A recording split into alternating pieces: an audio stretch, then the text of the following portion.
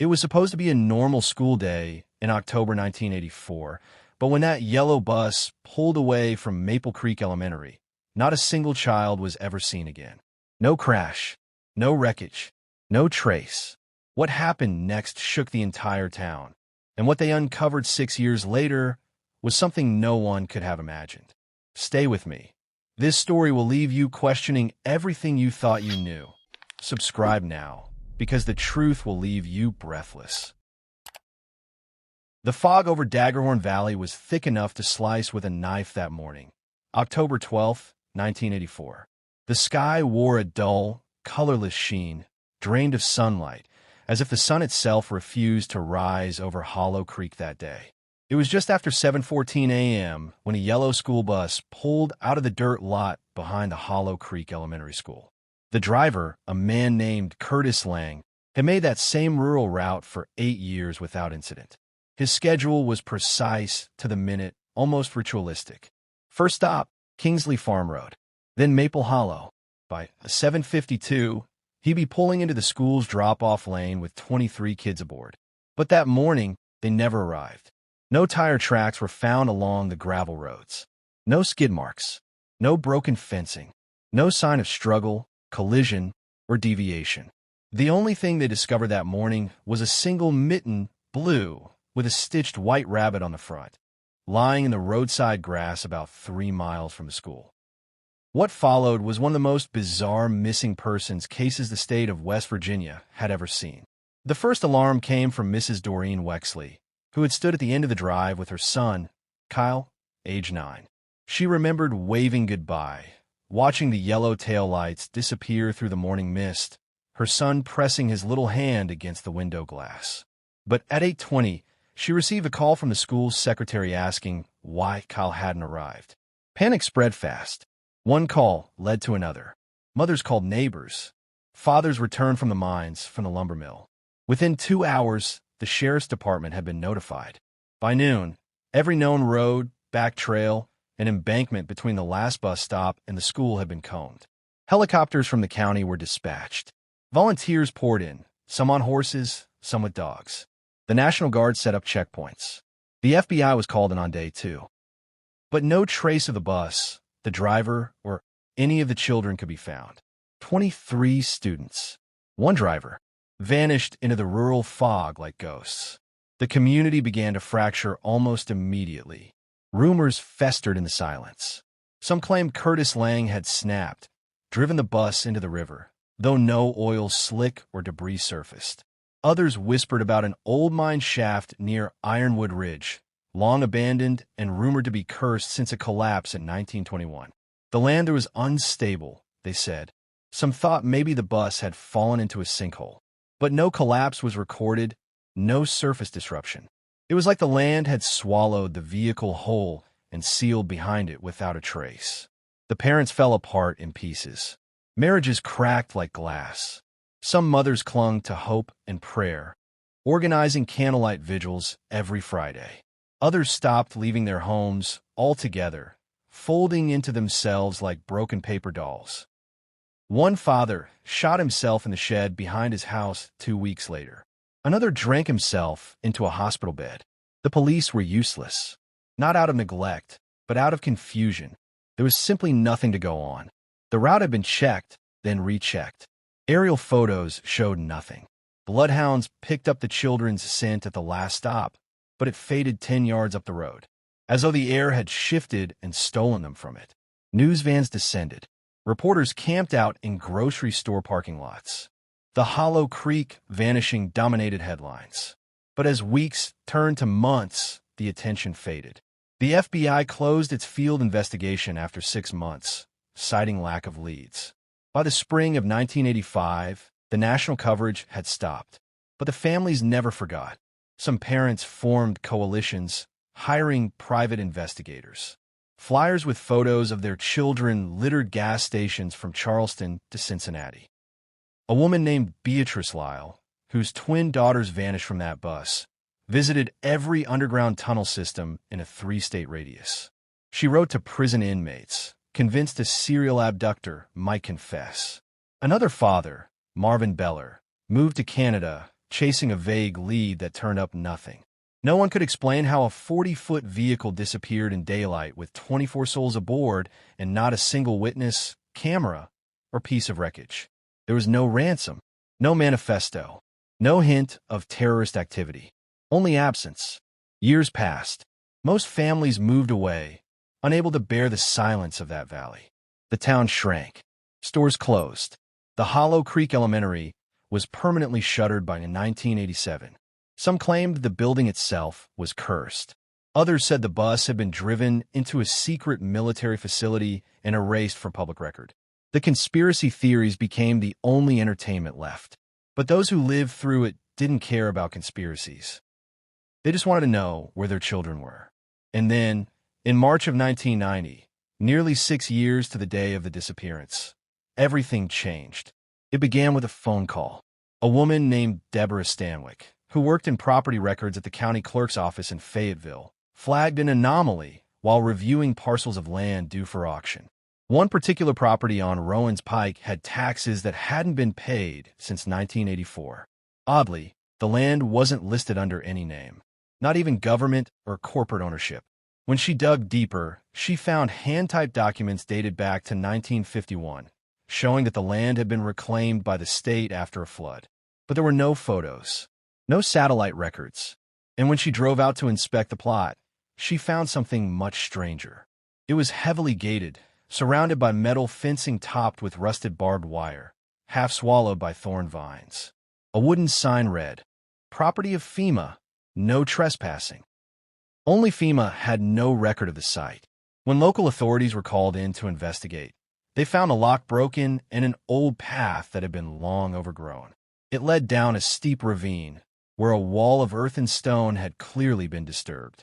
Behind it, concealed by decades of moss and soil, they discovered a sealed tunnel entrance, reinforced with rotting wood and concrete. The smell hit them first, damp, metallic, and old, like a cave full of rusting machinery. They pushed forward with generators and flashlights, stepping over wet roots and bones of small animals. Deeper inside, the tunnel opened into a wide, cavernous chamber, artificially reinforced and supported with beams. There were old electric lines, dead and frayed, but more importantly, there were fresh footprints. That same day, authorities located what appeared to be a locked storage vault with a rusted panel of buttons beside it, non-functioning but recently touched. The vault was opened with tools, and inside were beds, stacked like barracks. 24 total. Every mattress bore a nameplate, names that matched the children on that bus.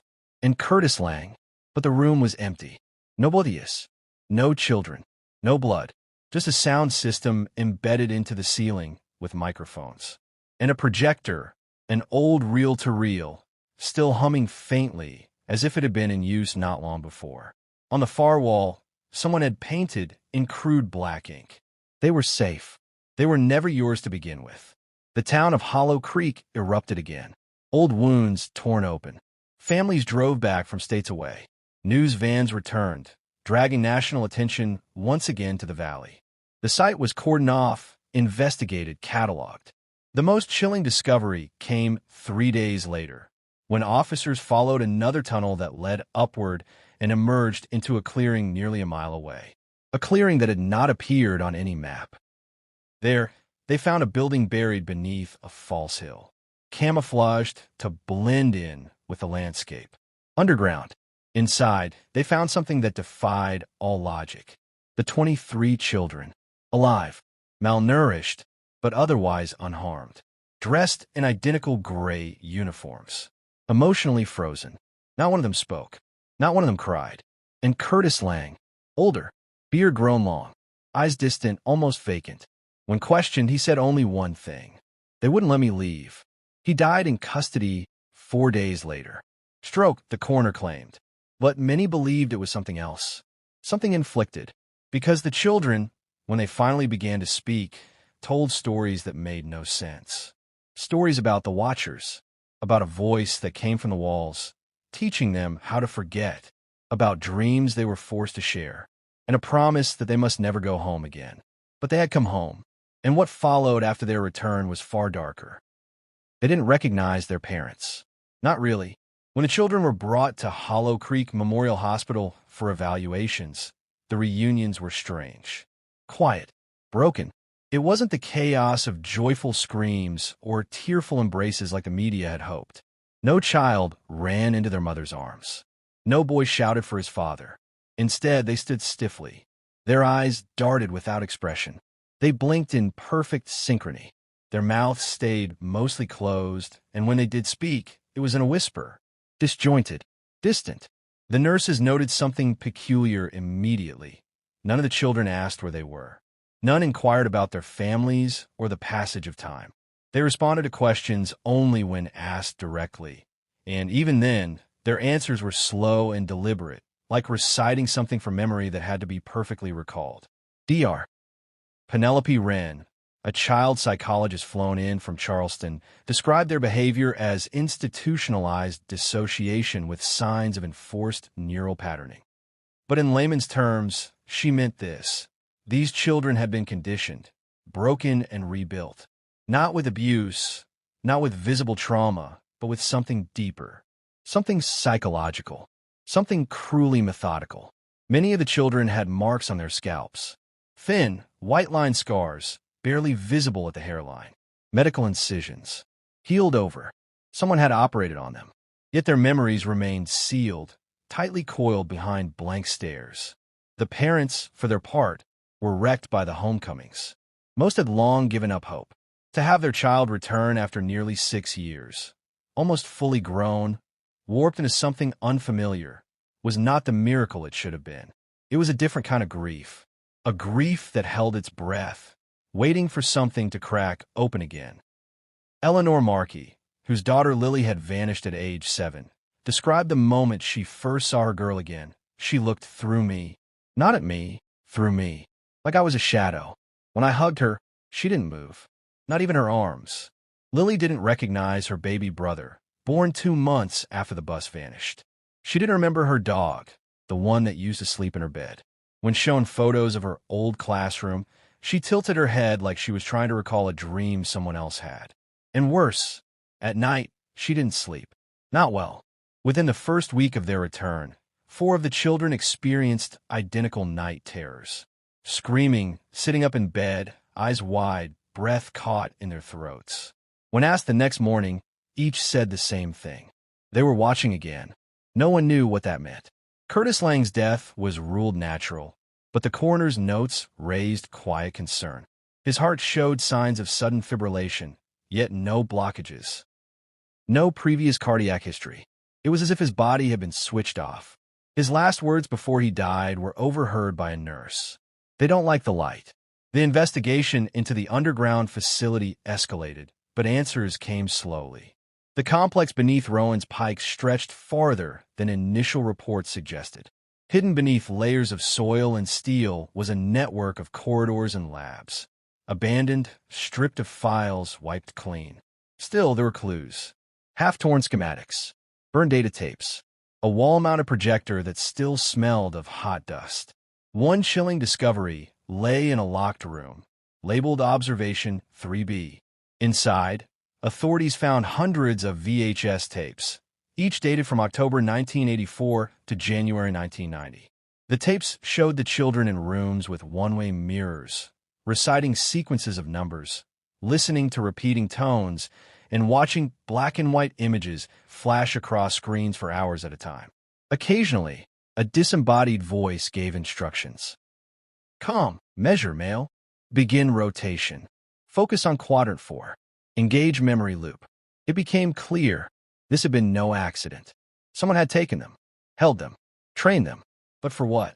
An independent panel of neurologists, funded by the Department of Health and Human Services, ran scans on the children. The results were chilling. Each child had anomalous activity in the hippocampus, the brain's memory center. Brain waves showed traces of synchronized REM patterns. In other words, the children had been dreaming the same dreams. A secretive military research program was suspected but never confirmed. No agency admitted ownership. The tunnel entrances were sealed by order of Homeland Security. The tapes disappeared from local custody overnight. The facility was razed to the ground by summer. And the children? They were returned to their families, monitored under a hush-hush reacclimation program. Weekly interviews, monthly tests. It was all wrapped in the language of care and rehabilitation, but it felt more like containment. And over time, some parents started to wonder, were these even their children anymore? Little behaviors grew stranger. One boy, Max Rennick, started waking at exactly 3:15 every morning, standing in the center of his bedroom, facing the wall. His mother found him that way 3 nights in a row. When she asked him why, he answered without blinking, "I'm waiting for the echo." Another child, Sarah Wendell, began drawing concentric circles over and over in her notebooks. Not doodles, calculated spirals with precise mathematical spacing. When asked, she said they kept the noise away. A week before her 12th birthday, she told her father she couldn't have candles. They'll see the heat. And then, a year after the return, on October 12, 1991, the children began disappearing again. Not all at once. Not like before. One by one, Max vanished from his bedroom. Window locked from the inside. Alarm still armed. No signs of forced entry. His mother found only his slippers placed perfectly under his bed. 3 days later, Sarah was gone. Her room untouched. Her sketchbook left open to a new spiral, but this one different, frantic, smeared like the circles had been drawn in panic. A single phrase repeated along the margin. "It's too loud. They're coming." In 3 weeks, 9 of the children were gone. Police re-entered the case with urgency, but everything was quiet. Too quiet. Security footage failed. Surveillance cameras glitched. Dogs wouldn't approach the homes. No bodies. No trails. Just silence. And children disappearing like mist into air. The remaining families locked their doors, boarded their windows, slept in shifts. But it didn't matter. The disappearances continued. By spring of 1992, only 4 of the children remained. Then, unexpectedly, 2 of them, Jason Myers and Hannah Platt, spoke on record to Dr. Penelope Wren. They sat in a windowless therapy room, surrounded by cameras and clinicians. What they revealed was so far beyond comprehension that it was initially dismissed as psychotic delusion. But the detail, the consistency, it chilled the bones of even the most hardened skeptic. Jason spoke first. It wasn't a place. It was a layer. They peeled us out of the world. When asked who they were, he hesitated. They had no names, just rules. Hannah added softly, "You hear them in light. That's why the walls glowed." She said the voice in the room came through pulses, vibrations they felt in their teeth. It taught them to forget. It punished them when they remembered. And sometimes, rarely, it showed them what it called the past that never was. They claimed the voice came through when they were quiet enough, that it could listen when they blinked in rhythm, that the tunnels weren't built, they were uncovered, as if they had always been beneath the town, waiting. Jason said something else before the lights in the room flickered and cut to black. "We were never taken. We were returned." After that session, Jason and Hannah were relocated to a secure facility under federal supervision. Their families weren't told where. The last 2 children vanished 6 months later. No trace, no sounds, just empty beds and silence. And Hollow Creek? It emptied out. Only a few remained by 1993. The town became a ghost.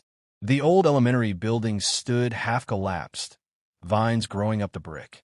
Locals avoided it.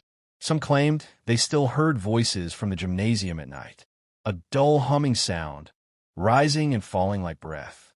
Every October 12th, strange lights were seen over Rowan's Pike. Faint, white, pulsing. And once, in 1994, a group of amateur investigators entered the hill where the tunnel once was. They didn't return. Only their van, parked at the trailhead, was found, doors wide open, engines still running.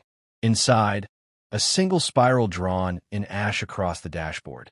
The ash spiral on the dashboard wasn't the only thing they left behind. Inside the van, on the passenger seat, was a handheld camcorder. Old, worn, dusty, but functional. Investigators reviewing the footage found the last moments of the 4 amateur explorers: Logan, Ivy, Trent, and Beth. college students from Beckley who'd grown up hearing rumors about Hollow Creek and were convinced something had been buried, both literally and historically. The first 20 minutes of the tape were uneventful. Shots of them laughing, hiking up the path behind Rowan's Pike. Ivy filming Trent tossing stones into the creek, Logan mocking the FEMA property sign and pretending to be a newscaster. Day 77 in the haunted hills. No sign of ghosts, aliens, or underground lizard men, but hope remains. The laughter faded as they reached the clearing. Where the tunnel once stood, the ground appeared undisturbed, too undisturbed. Beth commented off-camera that the grass felt wrong. Too even, too controlled. She said it looked like the kind of lawn outside an expensive government building. Perfect. They found no entrance, but they found something else. A metal vent, low to the ground, partially hidden behind a rotted log. It buzzed faintly, warm to the touch. When Logan leaned close, the camera picked up a low rhythmic pulse, almost like breathing, and then the whisper, so faint it could have been missed. But when audio was enhanced later, it became clear. A child's voice, barely audible. Please help. They hear my blinking. Beth screamed. Ivy dropped the camera. Static for a few seconds, then rapid motion, running footsteps, gasps, a rustling sound. The video ended with the camera tilting sideways in the grass. Something large passed in front of it, but only for a frame. No shape, no face, just a blur. A ripple of space, like heat over asphalt. Then silence. No bodies were ever found. The van was towed, the footage archived. But in the years that followed, the Hollow Creek case became the stuff of urban legend. The FBI closed the files. Locals refused to speak about the bus. School teachers skipped over the story when covering West Virginia history. The state didn't want it remembered, but people remembered anyway. And in 1996, 12 years after the bus vanished, a journalist named Molly Reese reopened the case. She was born in Hollow Creek. Her cousin, Dylan, had been on that bus. She had been only 4 years old in 1984, too young to understand, but old enough to remember the silence that followed. The casseroles left on her aunt's porch. The screams in the night. The weight in the air every October. Now 30 and working for a mid-tier investigative magazine in D.C., she used her credentials to file a FOIA request for all documentation on the Rowan's Pike Tunnel anomaly. It was denied. Twice. She flew back to Fayette County anyway. The town had changed even more. Only a few dozen residents remained. The gas station was closed. The church boarded up.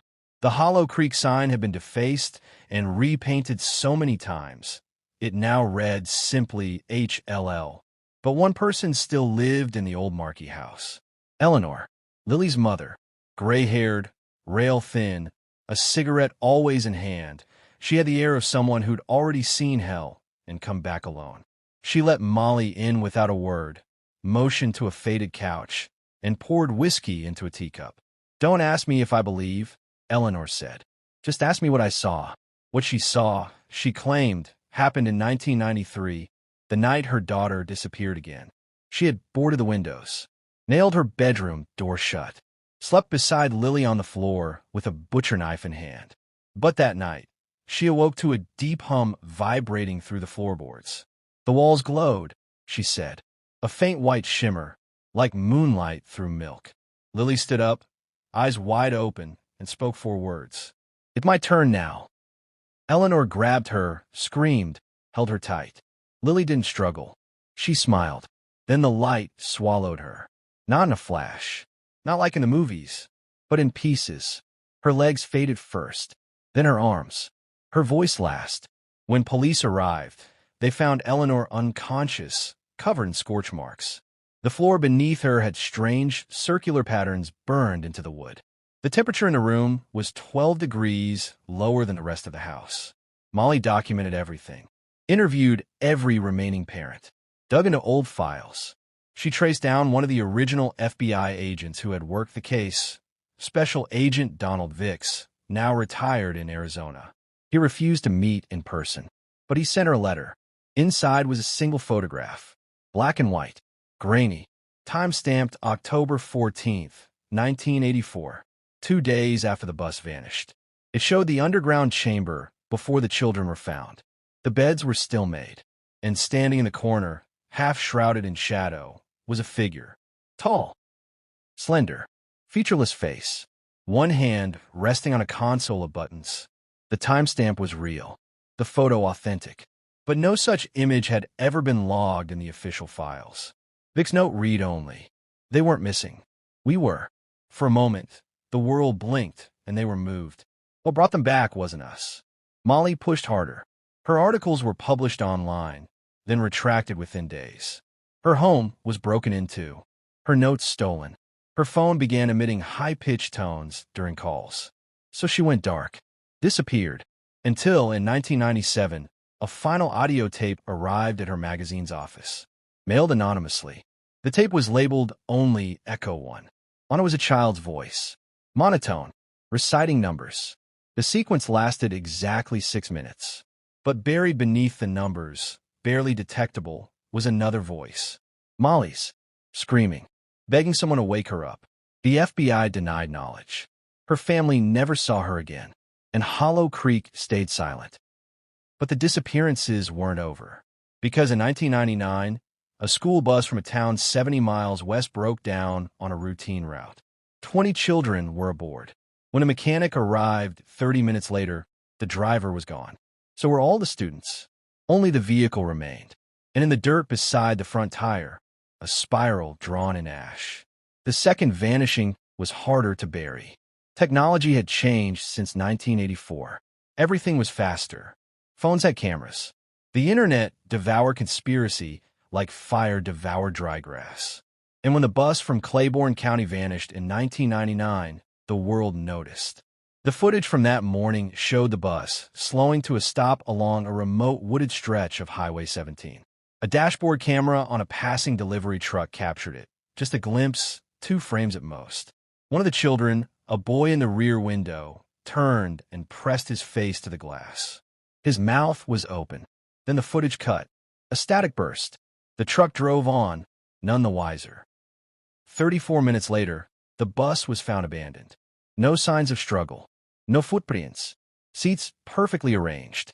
On the dashboard, written in black ink so faded it was almost invisible. Echo, successful. Layer reintegration, in progress. Officials tried to suppress it. They blamed faulty tracking, accused the driver of abduction. The manhunt lasted months, but the driver's body was found 10 miles away in a creek. No visible injuries, no water in his lungs. His watch had stopped at 3:15 a.m., the same time every Hollow Creek child had woken from their night terrors. The connection could no longer be denied. And then the final spiral began.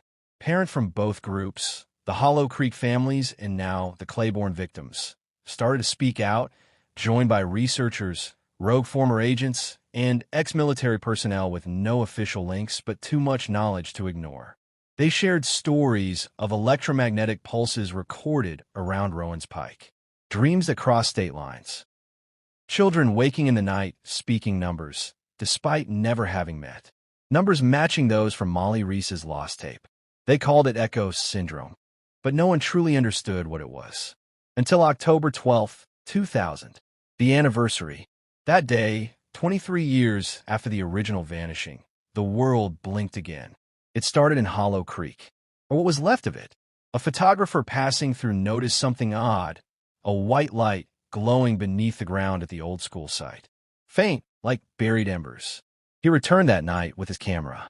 The pictures he captured would never be officially released, but a copy made its way onto the internet, onto message boards, archived before it was scrubbed. The image showed the collapsed gymnasium floor open like a wound. Not destroyed, peeled, as if by invisible hands. Below, a perfect circle of white light. And inside it, standing perfectly still, the children. Not the ones who vanished in 1999. The original Hollow Creek 23. Same height, same age as when they vanished in 1984. Not older, not aged. Still 7, 8, 10 years old. Still wearing the same clothes. Unchanged, timeless. When emergency crews arrived, the floor was sealed. The hole gone. No sign of entry. The photograph was dismissed as a fake. But those who had seen the light began to change.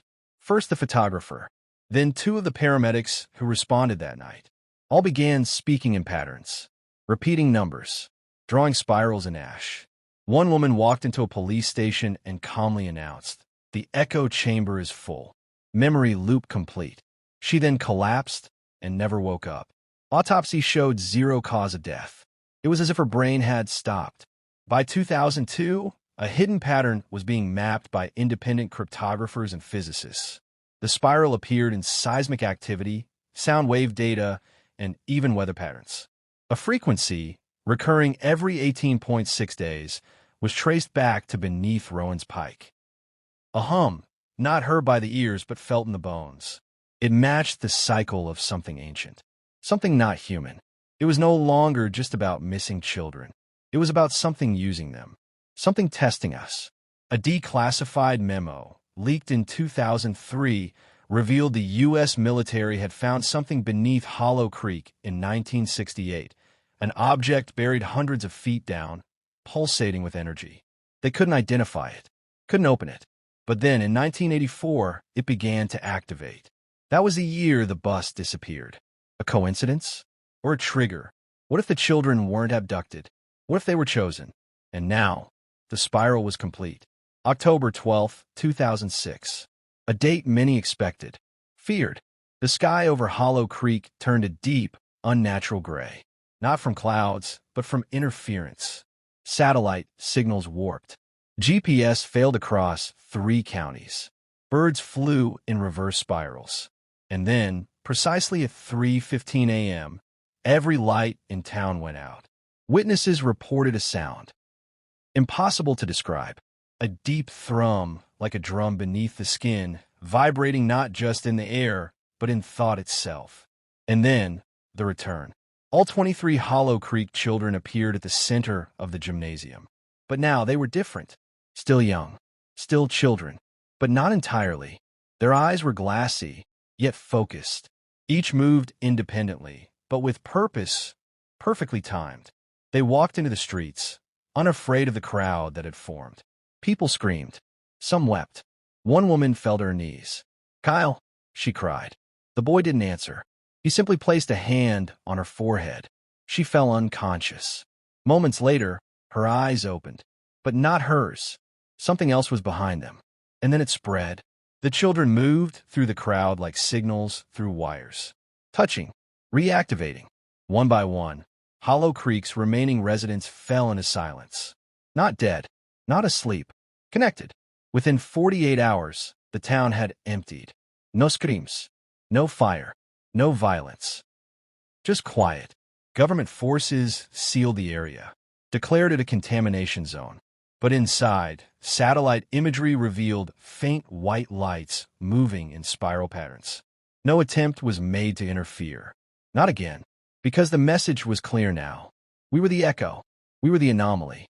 They hadn't taken the children. The children had taken us. And perhaps they always had. The government said nothing. Not officially. No press conference. No televised warning. Not even a single classified leak. Despite mounting internal pressure from scientists, defense officials, and a few surviving researchers from the Rowan's Pike operation who had seen the children return. It was as though the powers that be had collectively agreed to not breathe a word, because to speak it aloud would make it real. And real meant dangerous. But silence didn't stop what was already moving. 2 months after Hollow Creek's final blackout, a man in Pittsburgh was found wandering the interstate barefoot, dressed in a child's school uniform, identical to those worn by the Claiborne students. He didn't speak, not until a nurse leaned down and asked him if he needed help. His response was recorded. The gate opened again, but this time they let something through. When tested, the man's fingerprints didn't match any national database. DNA analysis showed 76% human markers, the rest undefined. His blood contained high levels of bismuth and electromagnetic traces never before seen in living tissue. He was transferred to a government facility the next morning. That night, the facility lost all power. Everyone inside disappeared. No survivors. Only a hallway wall lined in spirals, painted in blood. Not long after, Reports started surfacing in scattered rural towns across the Midwest. People whispering about phantom buses seen idling on dirt roads in the early hours before dawn. Yellow, rusted, silent, the doors opening by themselves. Never seen driving, just waiting. One child, Leah Farrow, age 6, was reported missing from a farm outside Peoria. Her parents claimed they had never let her out of the house that day. But neighbors confirmed something else. They'd seen her standing at the end of the driveway, talking to someone, smiling. When authorities searched, they found tire tracks, twin lines of heavy rubber burned into the gravel.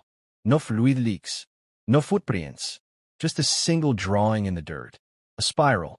2 weeks later, her voice came through a baby monitor 2 states away. She was singing, a lullaby her mother had written when she was a baby. One no one else could have known, except Leah hadn't been found. No trace, no body, only sound, and she wasn't the last. Similar cases popped up from Nebraska to Alabama. All rural, all involving children. The patterns became impossible to ignore. Perfectly timed vanishings, ink-speaks, GPS outages, unmarked helicopters arriving in the dead of night. By 2007, independent researchers began sharing a theory, quickly suppressed, but passed quietly through encrypted networks. The theory went something like this. Whatever was under Hollow Creek wasn't buried. It wasn't waiting. It was waking. The spirals weren't symbols. They were frequencies, coordinates in thought, echoes that weren't just auditory or physical, but psychic, biological. The children weren't abducted. They were tuned. Their bodies adapted to contain and carry something else. Conduits, receivers, and Hollow Creek? It was a testbed, a laboratory for the signal. One physicist, Dr. Ayush Khan, suggested the object unearthed in 1968 under Rowan's Pike was not of Earth. Not in the extraterrestrial sense, but in the dimensional one. That was an anchor point, a relay, and when it activated, it called out. Not across the stars, but across layers, places not measured in distance, but resonance. He died in an apartment fire before his second paper could be published. The manuscript was never found. The only surviving note from his lab read, "They were not meant to cross over, but we taught them how." Meanwhile, the children returned once again. Not in Hollow Creek, but everywhere. First in dreams. Hundreds of reports from across the globe described eerily similar visions. Children with glassy eyes standing in front of doorways, whispering numbers. Spirals appearing on fogged mirrors. Static interrupting cell calls. Voices speaking in monotone through baby monitors, telling parents they had forgotten the melody. Then came the appearances. Airports, libraries, playgrounds.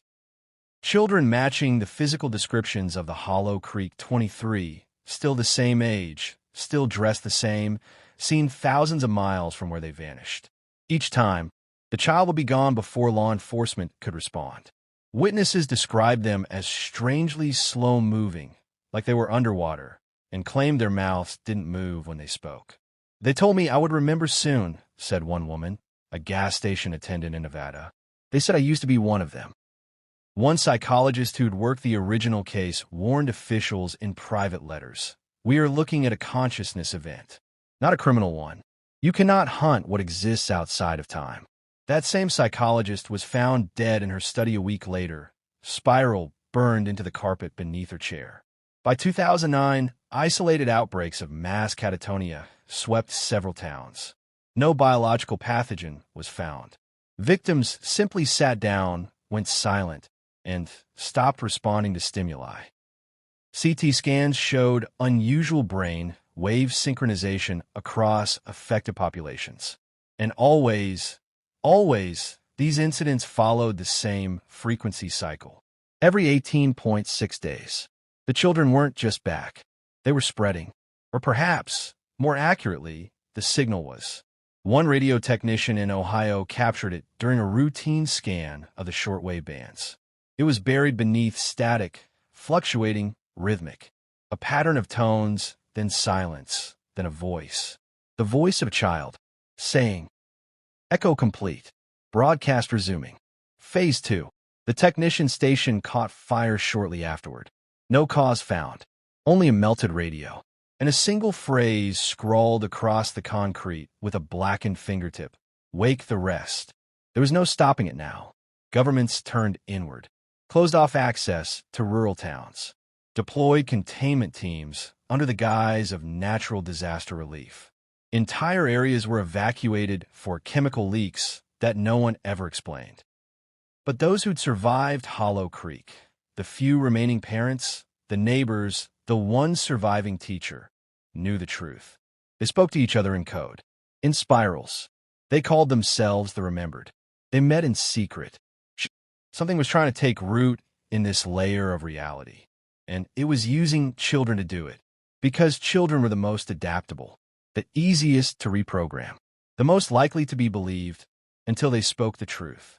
One man, Derek Lowe, whose daughter Amanda had vanished on that original bus, dedicated the last years of his life building a signal scrambler based on the old frequencies recorded in the Rowan's Pike tapes. He broadcasted continuously from an old water tower in central West Virginia. The pulses seemed to slow the appearances in a 50-mile radius, until the tower caught fire. Lowe's body was never found, but on the charred remains of his transmitter, someone had scratched into the metal: "Echoes do not die. They repeat." Then, in 2012, a child reappeared in full daylight. Midtown Manhattan. Noon. Traffic froze. Crowds gathered. A boy stepped into the crosswalk on Fifth Avenue wearing a Hollow Creek Elementary jacket. His eyes were white. His skin glowed faintly like phosphor. And when a news crew shoved a mic toward him and asked where he'd come from, he looked straight into the camera and said, "From the part of you that never wakes up," then vanished. Not disappeared. Vanished, like a drop of ink absorbed into paper. The footage was erased from every network within hours. But a screenshot survived. It showed the reflection of the crowd in a store window behind him. In the reflection, none of the people had faces, only spirals. And now the pulses come more often. Now children draw circles on walls without knowing why. Now parents wake to voices whispering in languages they never learned. Now sleep doesn't feel like sleep anymore. And you're remembering, aren't you? That strange light you once saw under the floorboards. That name you said aloud in a dream and can't forget. The numbers, the patterns, the echo. It's almost here. And when it comes, you'll recognize the children, because they will not have aged. And neither will you. Not really. You've just been paused, waiting, listening. And soon, you'll return to where you were taken from. Because Hollow Creek was only the beginning. The signal is awake now, and it remembers you.